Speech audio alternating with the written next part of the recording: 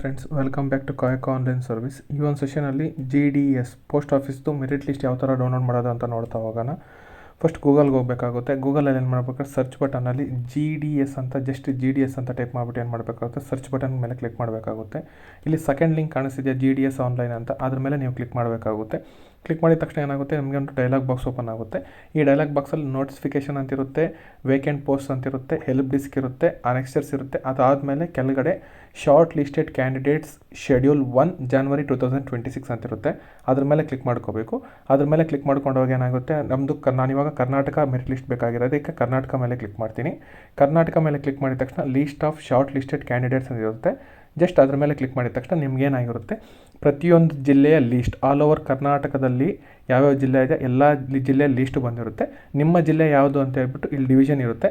ಆ ಜಿಲ್ಲೆನಲ್ಲಿ ಹೋಗ್ಬಿಟ್ಟು ಏನು ಮಾಡಬೇಕಾಗುತ್ತೆ, ನೀವು ನಿಮ್ಮ ನೇಮ್ ಇದೆಯಾ ಇಲ್ವಾ ಅಂತ ನೀವು ಚೆಕ್ ಮಾಡ್ಕೊಂಡಾಗ ಮೆರಿಟ್ ಲಿಸ್ಟಲ್ಲಿ ಏನಾದ್ರು ನಿಮ್ಮ ಹೆಸರು ಇದೆ ಅಂದರೆ ಮೆಸೇಜ್ ಬರುತ್ತೆ. ಆ ಒಂದು ಡೇಟ್ಗೆ ಹೋಗ್ಬಿಟ್ಟು ನೀವು ಡಾಕ್ಯುಮೆಂಟ್ ವೆರಿಫಿಕೇಷನ್ನ ಆಯಾ ಹೆಡ್ ಆಫೀಸಲ್ಲಿ ನೀವು ವೆರಿಫಿಕೇಷನ್ ಮಾಡಿಸ್ಕೋಬೇಕಾಗುತ್ತೆ. Thanks for watching the video.